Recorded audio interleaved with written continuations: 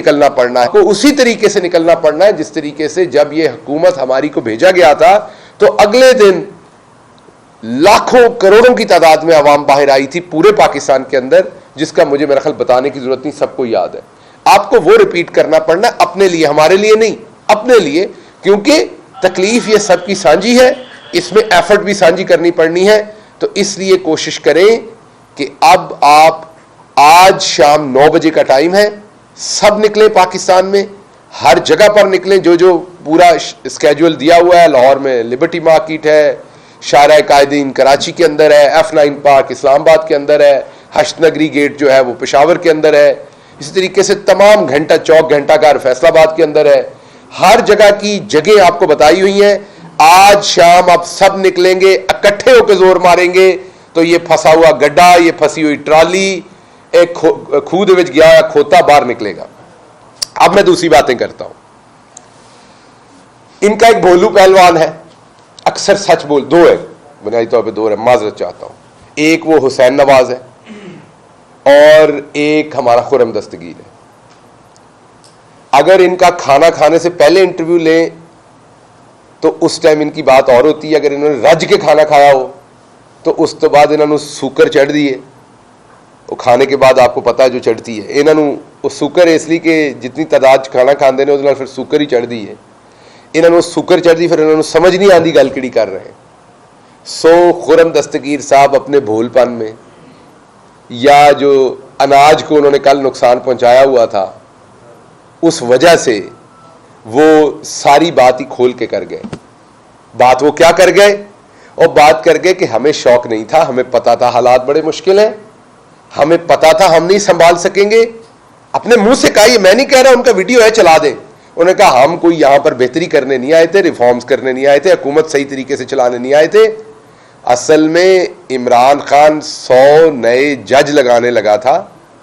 उन्होंने कहा कि अक्टूबर के अंदर आर्मी चीफ नया लग रहा है, इंपॉर्टेंट फैसला होना था, और उस तनाजर में इमरान खान ने 100 जज नए लगाने थे। अब मुझे समझ नहीं क्या मौजूदा आर्मी चीफ ने जज लगाने से इमरान खान को रोका हुआ था, ये तो उनसे पूछना पड़ेगा वो ये क्या कहना चाह रहे थे। नए आर्मी चीफ का और एहतसाब का वो क्या कह रहे थे, ये उनसे दोबारा इंटरव्यू लेके पूछना चाहिए कि क्या वो ये कहना चाह रहे हैं कि मौजूदा आर्मी चीफ एहतसाब नहीं होने दे रहे थे। उनकी बात का पर्पज क्या था ये बात कहने का कि जो अक्टूबर में अहम डिसीजन होना था उसके बाद 100 जज लगने थे और हम सबको जेलों में डाल देना था। तो अब उनसे ये पूछना चाहिए कि वो आर्म्ड फोर्सेस को इसमें क्यों ला रहे हैं। आर्मी चीफ ने चेंज होना, ये एक रूटीन का काम है, हो जाएगा जब वो वक्त आएगा।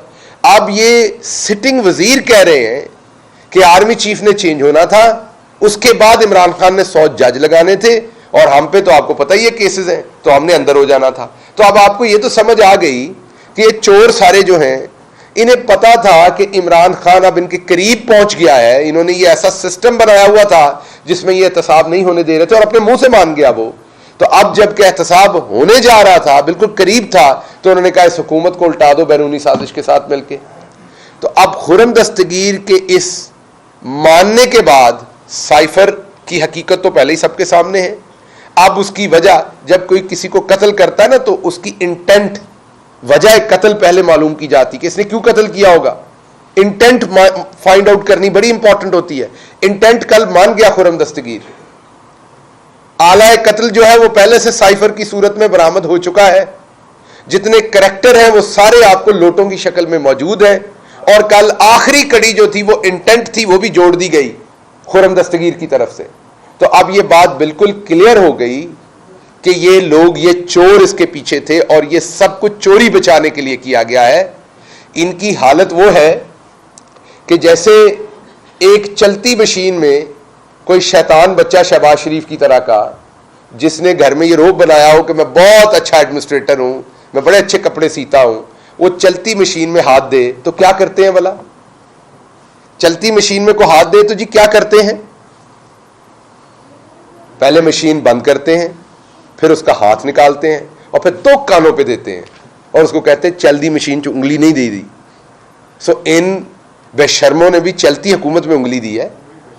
अब करना यह चाहिए कि इस काम को रोकना चाहिए, यहां दोबारा इलेक्शन कराने चाहिए, अवाम को मौका देना चाहिए कि इनके कानों पे 2-2 चपेड़े लगाए अवाम, और इनको बताए कि आइंदा चलती हुकूमत के अंदर उंगली नहीं देनी।